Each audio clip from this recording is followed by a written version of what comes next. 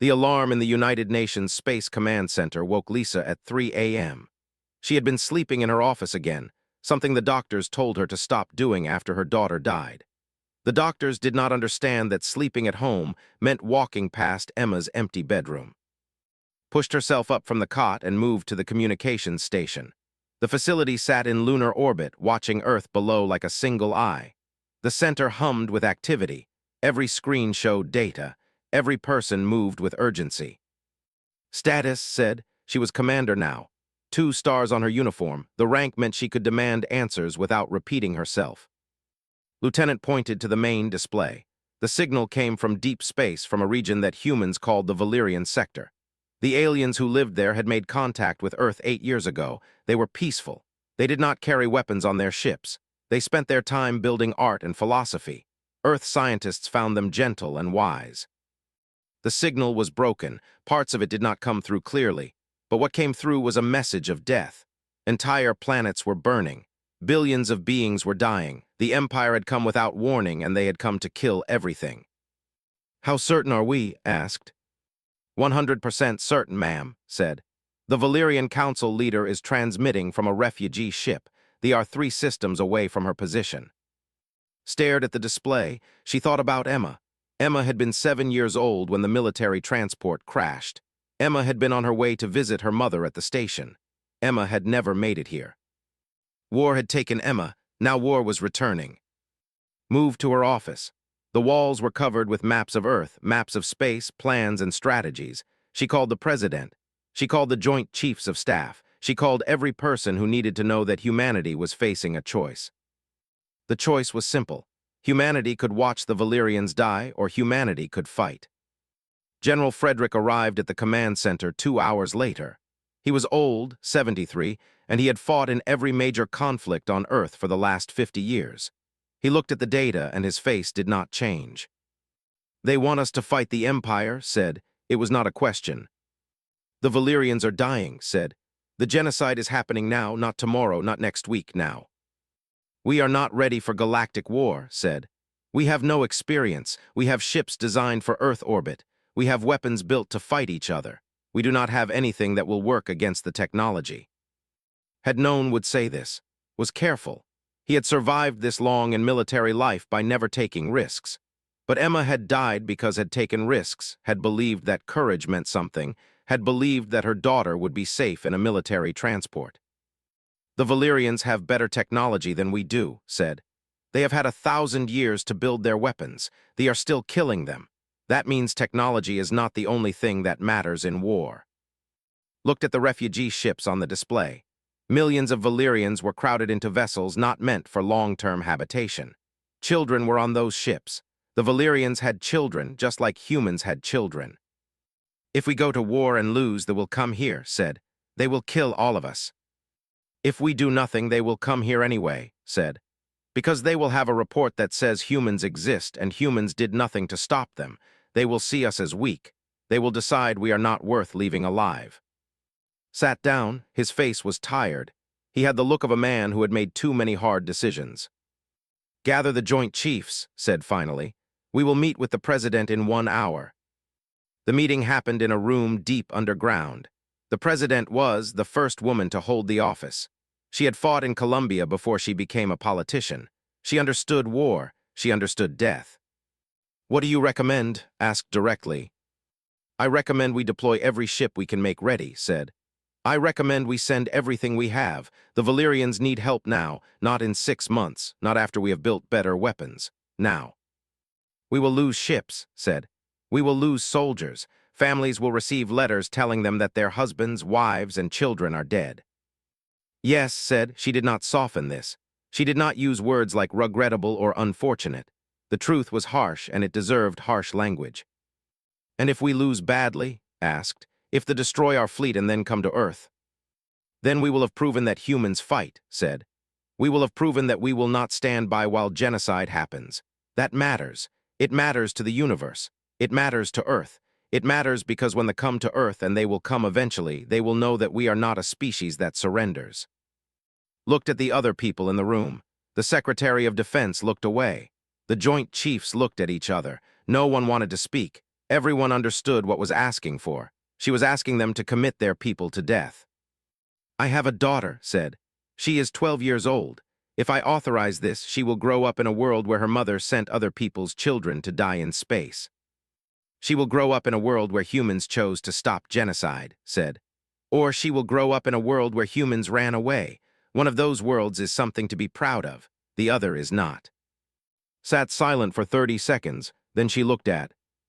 "Deploy the fleet," said. "Full mobilization.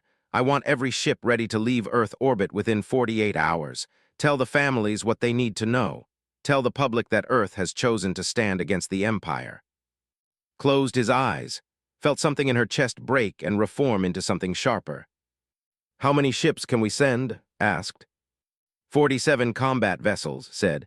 200 support ships, 8,000 soldiers trained for combat operations.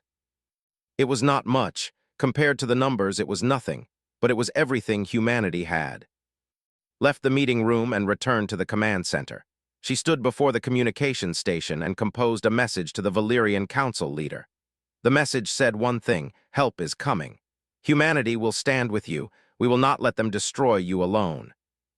The message traveled at light speed across space, taking days to reach its captain. David Hayes stood on the bridge of the converted transport ship named Liberty. The ship had been carrying cargo 6 months ago. Now it was armed with weapons and filled with human soldiers. The conversion was rough. The weapons stuck out from the sides like bad additions to a suit of clothes that was never meant for them. The forces were approaching. Sensors detected their location 15 hours away. Hayes had 15 hours to make his people understand what they were about to face. He called all officers to the main briefing room. 23 people sat in folding chairs. Most of them were young. None of them had ever fought a space battle. None of them had killed an alien before. Hayes stood before them and did not smile. "They believe they are superior," Hayes said. "They have fought hundreds of wars. They have conquered 100 species. They expect us to break in the first 3 hours of combat. They expect our ships to explode easily. They expect us to surrender when we see their weapons. They are wrong about all of these things." Hayes moved to the holographic display. He showed them Earth. He showed them the wars that humans had fought. He showed them the deserts where humans had fought against enemies with better weapons. He showed them the mountains where humans had won against impossible odds. "We are good at something," Hayes said. "We are good at fighting when we have nothing left to lose. We are good at finding ways to kill enemies that should be impossible to kill. We are good at making weapons from garbage. We are good at staying alive when every law of physics and mathematics says we should be dead." Hayes moved closer to the officers. "They will underestimate us," Hayes said. "They will see our ships and laugh at how primitive we are. They will see our weapons and think we are children playing with toys. And then we will kill them, and they will die confused because they never believed we had the strength to do it." The officers did not look reassured. Hayes did not expect them to be. Fear was useful if you controlled it. Fear made you careful. Fear made you think instead of acting on habit. "What do they have that we do not have?" a young pilot named Glass asked. "Better technology," Hayes said. "Stronger ships, faster weapons, better armor, all of it. They are superior in every way that technology can measure." "Then how do we win?" Glass asked. "We win because they are stupid," Hayes said. "Not because they lack intelligence, but because they lack experience with real desperation. They have never fought an enemy that had nothing to lose. They have never faced people who would die rather than surrender. They have never met humans." Hayes activated the combat protocols. He showed them the flight patterns. He showed them the places where they would hide. He showed them the decoy ships that would draw the forces away from the real attack. Every strategy was based on one principle: make the divide their forces, make them chase ghosts, make them spread out so thin that their numbers did not matter. "We cannot win a straight fight," Hayes said.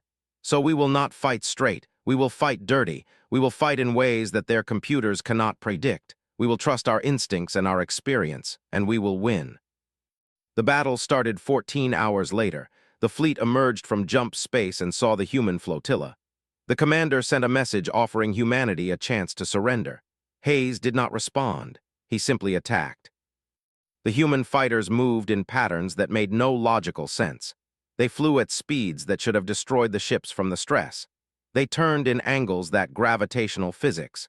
The pilots were pushing their ships beyond the safety parameters, and they were doing it intentionally. The fighters tried to follow. They tried to match the human maneuvers. They failed. 3 ships crashed into asteroids while trying to track a human pilot through an impossible turn. The pilot, Glass, laughed over the radio as she watched them burn. Hayes led the capital ships in a different direction. Instead of attacking the battle cruisers directly, he ordered them to target the smaller support vessels. They thought this was a mistake. They thought Hayes did not understand how to fight a space battle. What they did not understand was that Hayes was cutting them off from resupply. He was destroying their logistics. He was making it impossible for them to stay in the field. One of the human ships, the Defender, took heavy damage from a destroyer. The Defender's commander, Price, knew his ship was dying. He also knew that if the Defender fell back, the destroyer would be free to attack the refugee transports that carried the last of the Valyrians. Price made a decision. He ordered all of his remaining weapons to fire. He ordered his ship to move toward the destroyer. His crew understood what he was doing. They knew they were probably going to die. The Defender's weapons hit. The destroyer's shields flared and failed. The Defender crashed into the destroyer's side and tore into it like a predator. Both ships fell through space together, locked in a fatal embrace. The commander watched this and felt something like fear. The humans were not fighting to preserve their lives. The humans were fighting to complete their mission. That was a kind of dedication that they had never encountered. Hayes pressed the attack. He sent shuttle after shuttle toward the transport ships. The shuttles were filled with human soldiers. The soldiers moved with purpose. They fought with terrible efficiency. They cleared ship section by section. They did not stop. They did not retreat. They did not show mercy. An alien species that believed in logic and calculation faced an enemy that believed in something far simpler, that some things were worth dying for. The battle lasted 8 hours. When it was over, the fleet had been broken. Half their ships were destroyed. The surviving commanders ordered a retreat. The human fleet was damaged, limping with many dead, but the human fleet was still fighting. Hayes stood on the bridge of the Liberty and received the casualty reports. 342 humans were dead. Another 500 were wounded. The Defender was gone. Price was gone. All of his crew was gone. But the refugees were safe. The Valyrians would live another day. The genocide had been slowed. A junior officer approached Hayes with a data pad. The long-range communication channel had picked up a message from the commanders. They were confused. They were afraid. They did not understand how humans had defeated them. Hayes read the message and felt something like satisfaction. They had believed that their technology made them invincible. Hayes had just proven them wrong. He had shown them that humans did not fight like other species. Humans fought like animals backed into a corner, and animals backed into a corner had nothing left to lose. Hayes sent a message back to Earth Command. He said only, "First victory achieved, underestimated us. They will not do it again. We are ready to continue the war." And in the silence of space, surrounded by the wreckage of ships and the bodies of dead soldiers, David Hayes understood something that they would never understand. Humans were not the most advanced species in the galaxy.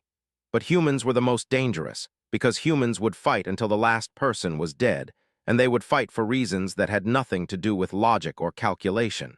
The Empire made a decision that would change everything. Their military commanders believed that if they struck at human civilians, they could break Earth's will to fight. They believed that killing the families of soldiers would cause panic and weakness on the human world. They believed that humans would retreat from the war if the cost became too personal. They were wrong. The colony world was called Seven. It was not a military installation. It was a place where humans and Valyrians were building something together. There were engineers, doctors, scientists, and support staff. There were also families. There were children living in the colony. Some of them had been born there. The strike force arrived without warning. The colony's defense systems were minimal. The colony had been built as a place of peace, not war. When the weapons fell from the sky, there was no way to stop them. The explosion lasted 3 seconds. The colony stopped existing. 40,000 humans died. 60,000 Valyrians died. The ships in orbit watched the colony burn on their sensors and felt something break inside them. Among the dead was the 4-year-old daughter of Lieutenant Colonel Price. Her name was Emma. She had been playing with Valyrian children the moment the attack began. All of them died together. Price received the news by message. The communication took 3 seconds to arrive, 3 seconds for the entire universe to change. Price read the message and did not move. He did not cry. He did not scream. He simply stood on the command bridge and felt the weight of absolute loss. A commander is not supposed to fall apart. A commander is supposed to lead. Price understood this. He moved to the tactical display and began examining positions. He began looking for the ships that had dropped the bombs. He began planning how to kill them. It took 6 hours to develop the operation. Price called it response. The plan was simple. It was also suicidal. The human fleet would split into 3 groups. The first group would attack the shipyard head-on, drawing the forces away from their defensive positions. The second group would attack from the side, trying to flank the enemy. The third group would have the least shield power and the slowest ships. They would circle around and hit the defensive line from behind. Commander received the plan. She knew what Price had lost. Everyone knew. The message about the colony had been broadcast across the entire fleet. Everyone understood why Price was willing to walk into fire. The other commanders said the plan was too dangerous. The casualty estimates were extreme. 20% of the human fleet would be destroyed. 3,000 soldiers would die, possibly more. Looked at the plan and saw something the other commanders did not see. She saw a chance to break the Empire's ability to wage war. The shipyard Price wanted to hit was producing 70% of their combat vessels. If it was destroyed, they would lose the ability to replace their losses. Approved the operation. Price called the pilots together and told them the plan. He did not lie about the odds. He did not make soft promises about safety. He told them the truth. Most of them would probably die. Then he asked if they would still go. Every single pilot said yes. The operation began at dawn. The first group attacked openly, drawing the forces forward. They came out to meet them, eager to crush what they thought was a desperate human strike. The first group fell back, leading the away from the shipyard. The second group struck from the side. They divided their forces to meet this new threat. The battle spread across a region of space 40,000 kilometers wide. Ships burned, weapons fired, death came from every direction. Price led the third group. His ships were slow. His weapons were weak compared to the firepower. But his pilots knew that they were flying to their deaths, and they were at peace with this knowledge. The defense line noticed Price's approach too late. By the time they tried to redirect their forces, the human ships were already moving through their positions. The third group took massive damage. Ships exploded, crews died, but the third group did not stop.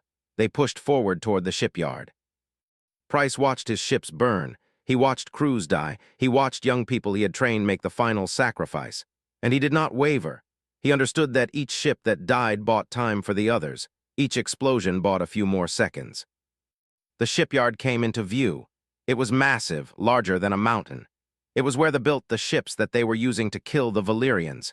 It was where they built the weapons that were destroying civilizations. Price ordered all remaining firepower to concentrate on the shipyard. Every weapon, every bomb, every bullet, all of it. The shipyard was not designed to be attacked by suicidal pilots who did not care if they survived. They had built defenses against conventional attacks. They had not built defenses against humans who had decided that destroying the shipyard was worth dying for. 3 human ships crashed directly into the shipyard. The crashes destroyed the main manufacturing section. The secondary sections came apart as the primary destruction spread through the facility. Explosions followed explosions. Systems failed. The entire structure began to collapse. The commander watched his most important military installation fall. 40% of his combat fleet was gone. The shipyard that took 5 years to build was destroyed in 5 minutes. Price looked at the damage report. His group had lost 8 ships. That meant more than 2,000 crew members were dead. He had sacrificed 40% of his people to destroy one facility. It was worth it. He knew it was worth it. He also knew that he had made a choice that would haunt him for the rest of his life. He had sent those pilots to die. He had ordered them to crash into a building. He had turned them into weapons. But the colony was still burning, Emma was still dead, and the Empire still needed to answer for what they had done. The battle continued for 6 more hours. The forces tried to hold their position, but the coordinated human attack was devastating. Without the shipyard, they had no way to replace their losses. Every ship they lost was a ship they could not get back. Finally, the commander ordered a retreat. The surviving ships jumped away from the combat zone. They left the region of space to the humans and the Valyrians. When the firing stopped, the human fleet was damaged and exhausted. Over 3,000 human soldiers were dead. The ships were burning. The people were traumatized. But they had won. They had destroyed the military foundation of the Empire. Price received the casualty reports and read every name. He read the names of the pilots who had followed him into fire. He read the names of the engineers who had died on the damaged ships. He read the name of every human who had died so that the shipyard would fall. And he whispered a promise to each of them. I will finish this. I will make sure your deaths mean something. I will make sure they understand that humanity is not a species they can destroy. I will make sure Emma did not die for nothing. The message was sent back to Earth Command, received the news that the operation had succeeded. She also received the casualty figures. She read them and felt the weight of every death. Then she began planning the next offensive. There was still a war to win. There were still Valyrians to save. The cost Sarah Reeves was a trauma surgeon. She had trained in hospitals in Africa, South America, and Southeast Asia. She had operated on soldiers, civilians, and refugees. She had seen the worst things that humans could do to each other. When the war started, the military asked her to go to space. She said yes without hesitation. Sarah understood that if she did not go, someone else would have to do the surgeries. Someone else would have to hold people's bodies together while they died. If she had to do this work anyway, she might as well do it where it mattered. The hospital ship was called Healing. It orbited near the front lines of the war. The ship was filled with medical equipment and doctors and nurses and surgeons like Sarah. It was a place where humans and Valyrians both came when they were broken. Sarah discovered something in her first week. The Valyrians were afraid of pain in a way that humans were not. Humans had evolved on a harsh world. Humans had pain receptors tuned to warn them of danger, but humans had also developed the ability to ignore the warning signals when necessary. Valyrians had evolved on a kinder world. Their pain responses were different. Pain meant something different to them. A Valyrian soldier named Architect Kell came into Sarah's operating room with a wound from a weapon. The weapon had burned through flesh and bone. The pain should have been beyond description, but Kell did not scream or cry. Kell simply lay on the operating table and accepted what was happening. You can sleep, Sarah told him. I can give you medicine to make the pain go away. No, Kell said. I need to be awake. I need to understand what is happening to me. Sarah did not understand this at first, but as she operated, as she cut and stitched and repaired the damage, she began to understand something about the Valyrian mind. They did not fear pain because they believed pain was meaningful. They believed that suffering had purpose. It took Sarah 4 hours to repair the damage. Kell never moved. Kell never complained. Kell simply lay there and watched the surgery happen. When it was over, Sarah asked him why he had not taken the medicine. Because my body is all I have left, Kell said. They took my home, they took my family, they took my world. They can take my life, but they cannot take my body's experience. If I am unconscious during the repair, I am betraying the suffering. I am saying the suffering did not matter. Sarah did not know how to respond to this. She had been trained to believe that pain was an enemy. Pain was something to eliminate, but Kell had just told her that pain was a teacher. Days passed. Sarah worked 18-hour shifts. She operated on humans and Valyrians. She developed a rhythm with the Valyrian doctors who worked alongside her. They were different from human doctors. They moved slower. They were more careful. They seemed to respect the bodies they were operating on in a way that felt almost spiritual. But they also worked with incredible efficiency. A Valyrian surgeon named Architect Shen showed Sarah techniques for closing wounds that she had never learned in medical school. The techniques worked better. They healed faster. They left less scar tissue. How did you learn this? Sarah asked. We learned it slowly, Shen said. Over centuries, we do not believe in rushing surgery. We believe in understanding the body completely before we cut. Sarah began to understand that the Valyrians were not inferior in medical knowledge. They were different. They valued something different. They valued connection between the surgeon and the patient. They valued meaning in suffering. One day, a human pilot named came into the hospital with injuries from a crash landing. He had broken ribs, a collapsed lung, and internal bleeding. He needed surgery immediately. Sarah prepared the operating room. During the surgery, Sarah made a mistake. She nicked an artery. The patient immediately started bleeding internally. Sarah had seconds to correct the error before the patient went into shock.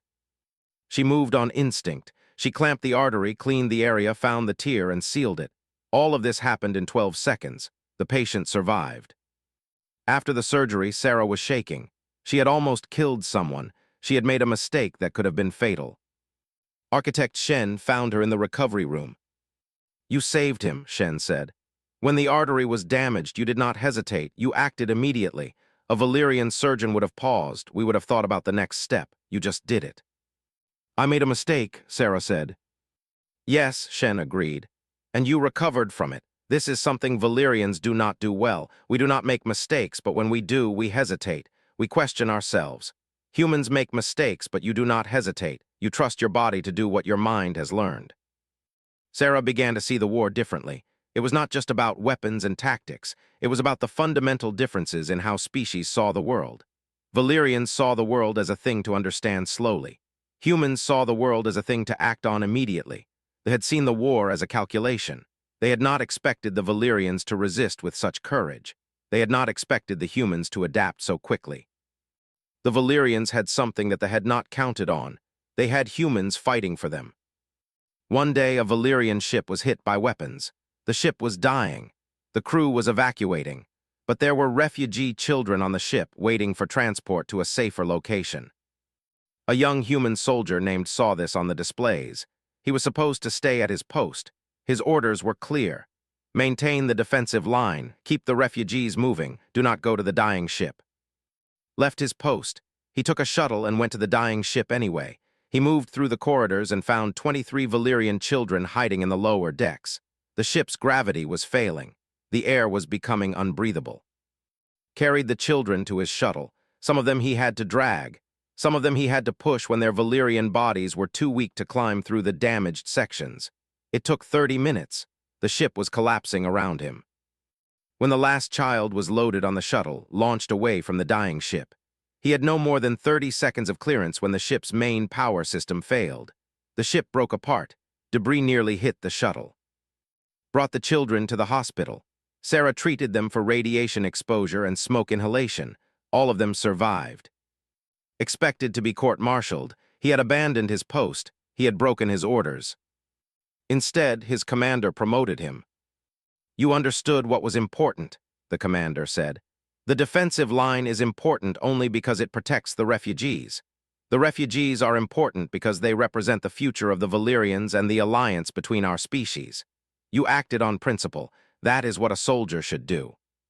Sarah realized that the war was changing how humans and Valyrians thought about each other. They were not just allies in a military sense. They were becoming something more. They were becoming people who understood that some things were worth more than following orders. She walked through the hospital and saw Valyrians and humans working together. She saw them sharing meals in the break room. She saw them learning each other's languages. She saw them becoming friends. A Valyrian doctor asked her, "Why do humans choose to help us? We are not your species. We are not even your natural allies. We have nothing that you need. Yet you die for us." Sarah thought about this question. She thought about Emma, the little girl who had died on 7. She thought about the soldier who had broken his orders to save Valyrian children. She thought about all the humans who had chosen to fight for a species that was not their own. Because, Sarah said, somewhere in our evolution, humans learned that protecting the weak was more important than protecting ourselves. It is not logic. It is not strategy. It is something deeper. It is who we are. The Valyrian doctor was quiet for a long time. Then he said, "They will never understand this. They see strength as the right to destroy weakness. You see strength as the responsibility to protect weakness. That is why you will win this war." The War Council met for the last time as an empire that believed in its own invincibility. The commanders sat in a room far below the capital city, surrounded by holographic displays showing the state of their military forces. What they saw made them afraid. The humans were still fighting. The humans were still producing ships. The humans were still dying and still coming back for more. They had destroyed thousands of human soldiers. They had burned entire human bases. They had done everything their calculations said should break the human will to fight. It had not worked. The High Commander stood before his generals and made a decision that would determine the fate of the empire. "We will attack Earth," he said. "We will destroy their home world. We will make them understand that if they continue to fight, they will lose everything." The generals understood what this meant. If the attack on Earth was successful, billions of humans would die. But if the attack succeeded, it would break human ability to wage war. Without Earth, without home, humans would have nothing left to fight for. The order was transmitted. 300 ships began moving toward Earth. The journey would take 1 week. The attack would be overwhelming. Commander received the warning from her intelligence officers. She sat in the command center and listened to the data. Earth would be attacked. Millions would die. Cities would burn. She closed her eyes and thought about Emma. She thought about all the Valyrians who had died. She thought about all the humans who had already sacrificed their lives. Then she opened her eyes and made a decision. "Full mobilization," said. "Every ship, every weapon, every soldier we have, we are going to meet them in open space." The officers looked at her like she was insane. "If we leave Earth undefended, the will destroy it," someone said. "If we send our entire fleet away, we are leaving nothing to protect the planet," another officer said. "I know," said. "That is exactly what we are going to do. We are going to take every military asset we have and move them toward the forces. We are going to meet them in space. We are going to stop them before they get to Earth." "And if we lose?" the first officer asked. "Then Earth will burn," said. "But the Valyrians will survive, the Alliance will survive, and the galaxy will know that humans do not run, we do not hide, we stand and we fight to the last person." The decision was final. All military ships left Earth orbit.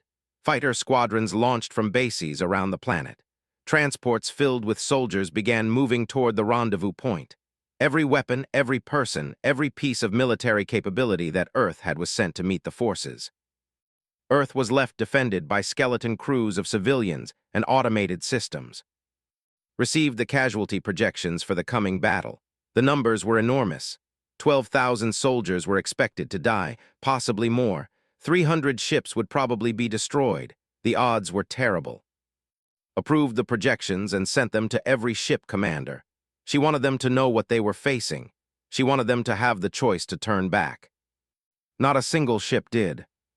The human and forces met in a region of space halfway between Earth and the core worlds. The battle was scheduled to last 12 hours.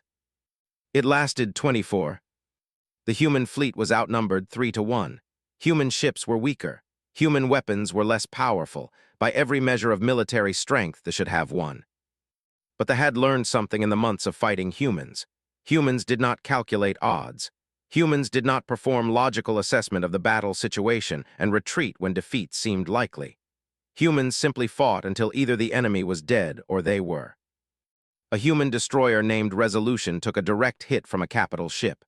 The Resolution's captain, Victoria, felt the explosion rip through her vessel. The ship was dying. Her shield generators had failed. Her weapons were offline. The ship had maybe 3 minutes before it fell apart completely. She looked at the tactical display. The capital ship was still moving toward the refugee ships. If it was not stopped, it would reach the Valyrian evacuation fleet in 15 minutes. It would kill millions. Victoria made a decision. She ordered the helm officer to change course. She aimed the Resolution directly at the capital ship. "Captain, the ship cannot take this course," the helm officer said. "The structural integrity is failing." "I know," said. "That is the point. Increase speed to maximum. We are going to ram them." The crew understood what she was doing. They understood that they were going to die, and none of them argued with her. The Resolution accelerated directly toward the ship. They tried to move out of the way, but they were moving too slowly. The human ship was moving at ramming speed. The Resolution crashed into the capital ship with the force of a falling mountain. Both ships exploded in a collision that was visible from 1,000 kilometers away. Victoria and her entire crew were dead. 6,000 human soldiers died in that moment. The capital ship was dead too. The message from the Resolution's last moments was transmitted across the human fleet.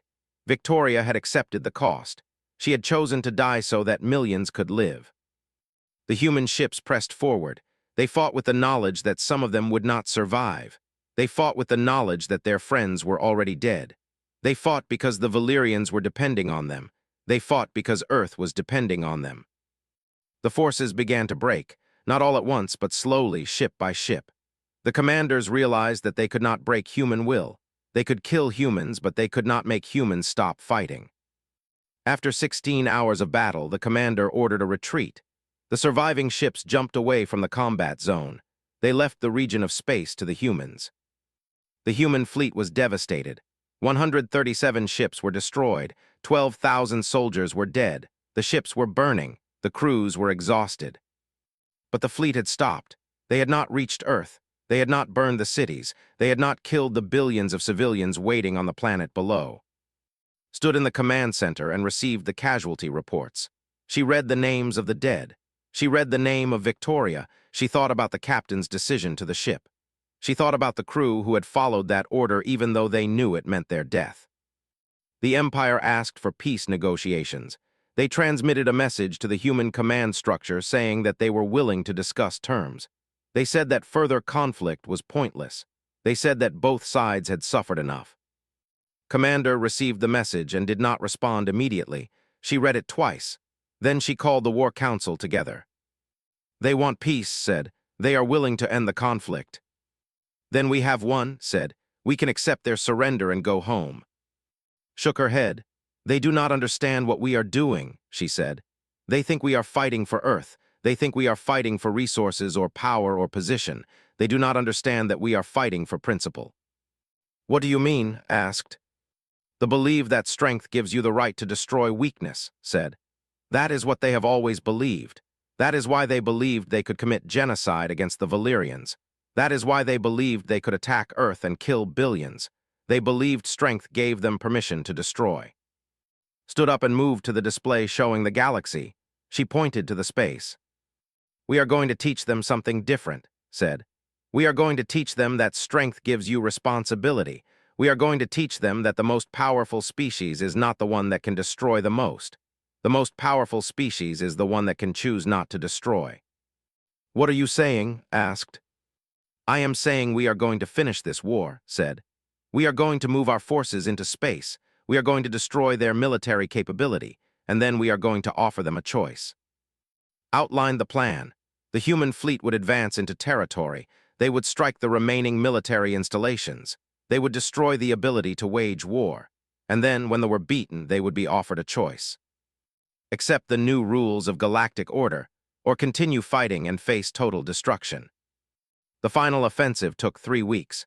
Human ships moved through space and destroyed everything that could be used to make war. Military bases fell. Weapon factories were leveled. The infrastructure of the war machine was dismantled piece by piece. They could have continued fighting, but they had no way to fight back. Their ships were destroyed. Their soldiers were dead. Their ability to make new weapons was gone. The leadership finally understood that they had lost. They surrendered unconditionally. But there were no demands for reparations. There were no demands for land or resources or position in the galactic government. When the peace treaty was written, it said only one thing. The Empire will cease all aggressive actions against other species. The Empire will withdraw from all conquered territories. The Empire will acknowledge the right of every species to exist without fear of destruction. The delegation who came to sign the treaty was confused. You have defeated us, the ambassador said to. Traditionally, the victors demand payment. They demand submission. They demand that the defeated species accept a lesser position in the galactic hierarchy. We are not demanding that, said. We are only demanding that you stop committing genocide. We are demanding that you respect the right of other species to exist. This makes no sense, the ambassador said. You have the power to take anything you want. Why would you take nothing? Because, said, we are not fighting to take power. We are fighting to stop you from taking power. There is a difference. The treaty was signed. The war was over. Back on Earth, people gathered in the streets. They knew that the war was over. They knew that humans had won. They celebrated the victory, but they also mourned the dead. Every person who came to the streets understood that the victory had come at a terrible cost. Commander returned to Earth. She stood in the United Nations building and reported to the president. What now? President asked. Now we decide what kind of species we want to be, said. We have proven that we can fight. We have proven that we can defeat a more advanced enemy. But now we have to prove something else. We have to prove that we can win with compassion. We have to prove that we will not become like the... What does that mean? Asked. It means we help the Valyrians rebuild, said. It means we send medical teams to restore their worlds. It means we send engineers to help them rebuild their cities. It means we show the galaxy that humans are not conquerors. We are protectors. Nodded, she understood what was saying. There will be another war, said. Not tomorrow, not next year, but someday there will be another enemy. There will be another species that believes strength gives them the right to destroy. And when that time comes, the galaxy will remember what we did. The galaxy will remember that humans came when the Valyrians needed help. The galaxy will remember that we won without taking anything for ourselves. That will be our strength. Requested leave from military service. The government tried to convince her to stay, but she was done. She had lost too much. She had made too many decisions that had cost other people their lives. She went to the memorial on Earth. It was a place where the names of all the dead were carved in stone. 30,000 human names. Thousands more from the other military members who had died in other wars over the centuries. Found the names she was looking for. Emma Price was there. Victoria was there. Price was there. Sarah Reeves, whose shuttle had been shot down near the end of the war, was there too. Put her hand on the stone and whispered, I kept my promise. Your deaths meant something. The Valyrians will survive. The war is over. The galaxy is different because you died. That is not nothing. That is everything. She walked away from the memorial and did not look back. Throughout the galaxy, the news was spreading. Humans had come to a world they did not control. They had fought for a species that was not their own. They had won the war, and they had asked for nothing in return. The message changed how every species in the galaxy thought about war. It changed how they thought about strength. It changed how they thought about right and wrong. 1,000 years of dominance was ended by a species that had been spacefaring for less than 100 years. A species that had learned war the hard way, fighting each other on a harsh world that demanded constant struggle and sacrifice. Humans had proven something that no algorithm could calculate and no computer could predict. Humans had proven that the most powerful force in the galaxy was not weapons or technology. It was the willingness to die for something that was not yours to protect. In the years after the war, human fleets became known as the Guardian Fleets. They patrolled the borders of peaceful species. They stood against genocide. They made it clear that if one species tried to destroy another, humans would respond. The Empire became a cautionary tale. They were the Empire that believed strength gave them the right to destroy. They were the Empire that tried to commit genocide against the Valyrians and found that the Valyrians had protectors. And those protectors were human. Young people growing up on Earth heard the stories of the war. They heard about Victoria ramming her ship into the capital ship. They heard about Price leading pilots to destroy the shipyard. They heard about Sarah Reeves operating on humans and Valyrians with equal dedication. They heard about saving Valyrian children from a burning ship. They heard about humans choosing to fight for something they did not own, to protect something that was not theirs, to die for a principle that could never be measured in resources or power. That was what made humans human. That was what made humans dangerous. That was what made humans the protectors of the galaxy. The title of the war, Earth's Response to Genocide, Now We Stop Playing Civilized, made sense now. Humans had stopped playing at being a young species that was still learning the rules. Humans had proven that they understood the real rules, the old rules, the rules written in blood and sacrifice. The rule was simple. You protected what you loved, even if it meant dying. You stood against evil, even if it meant losing everything.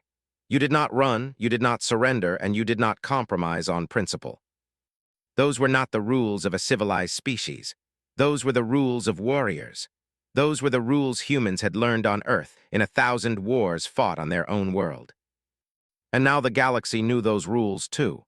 Now every species knew that if they started a war, if they began a genocide, if they threatened the innocent, they would face humans. And humans would fight. Humans would not stop. Humans would keep coming until the war was over. That was the lesson the Empire had learned too late. That was the reason they had lost. That was the reason humanity had won. Not because humans were smarter, not because humans were stronger, but because humans understood something that they had never learned. Sometimes the only way to be civilized is to accept that you must be willing to stop being civilized. Sometimes the only way to be strong is to accept that you must be willing to die.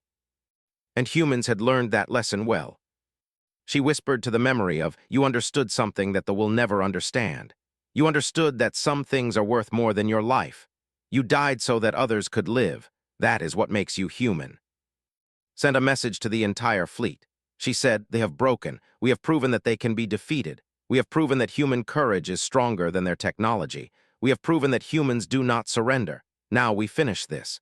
We take the war to their home worlds. We make them understand that destroying the Valyrians is not an option. We make them understand that humanity will protect what is ours." The message was received across the fleet. The soldiers who had survived were exhausted and traumatized, but they were also ready to keep fighting. The war had reached its turning point. The Empire had learned that humans were not a species to be destroyed. Humans were a species to be feared. And the fear was justified. Sarah did not know if that was true, but as she looked at the hospital full of humans and Valyrians fighting to keep each other alive, she believed it might be. Was high, but the alternative was the extinction of an entire species. Looked at the photo of Emma that Price had sent. The little girl had been smiling at the camera. She had been alive and happy. She had represented the future of humanity and the Valyrians together. Whispered to the photo, "We will win this war. We will make sure your death means something. We will make sure the galaxy knows that humans protect their own. And we will make sure they never forget that they made a mistake when they decided to kill our children." Humans would fight because they had learned to love something more than they loved their own lives. And that was a weapon no alien could defend against. But did not wait for a response. She was already planning deployment routes, supply lines, combat strategies. She was already preparing humanity for war. In her office, she picked up a photo from her desk. Emma smiled at the camera. Emma had been alive and happy and full of hope. Emma had believed that humans were good. Whispered to the photo, "I will make sure they know you died for something. I will make sure your death means something. I will make sure that humanity proves you were right to believe in us." The first ships left Earth orbit at dawn. The war had begun.